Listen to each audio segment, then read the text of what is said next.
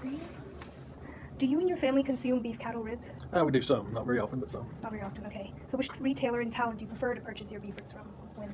It'd be HEB. HEB?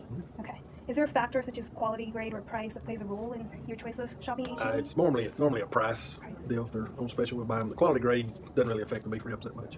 So you would say the quality grade of beef ribs across most retailers in town are similar? Similar. Okay. The grade only applies to the ribeye muscle. When they look at the ribeye muscle, they'll grade it, and that applies to the rest of the carcass. Even though there's not that much difference to the rest of the muscles in the animal. Okay. And then as far as price, more inexpensive or more expensive? HEB is probably a little less expensive than some of the other sources might be. Okay.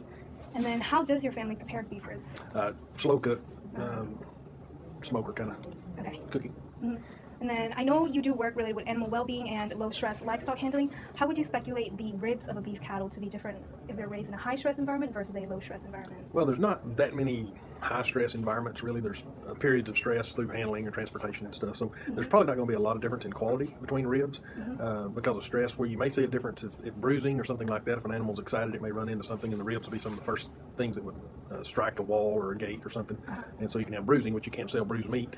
And so it would be trimmed out, and you'd have actually weight loss more than anything else. So that's kind of about the only thing I think stress would impact the ribs. Okay. What would you say is the percentage of beef cattle that you see in Texas or the U.S. that portray these bruisings and they have to be cut and trimmed? There have been some national surveys looking at trims, and it's not very high. There are some they see up on the back on the loin, but some I think that may be from the trucks they're getting in and out of or something like that. And so there are a few bruises, but less than, I think it's 20% have any bruises, and most of those bruises are very minor bruises. Probably on a daily basis, maybe one or two animals would have a major bruise that would have to be trimmed out.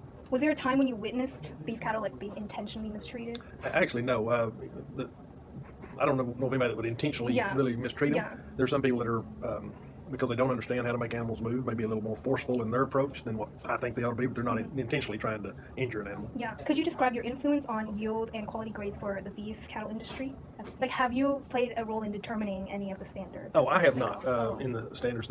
Most of that's done through the meats program here at A&M. There's been a lot of people that have been involved in that, building those standards and actually revising them periodically. They go through review processes over so many years. It looks like they are not actually reflecting the real life things you see hanging in coolers. They'll go back in and redo those, and usually some university, A&M, Colorado State, and some others normally are pretty heavily involved in that process. Okay. Just not me. Okay. Well, thank you so much. All right, no problem. Okay.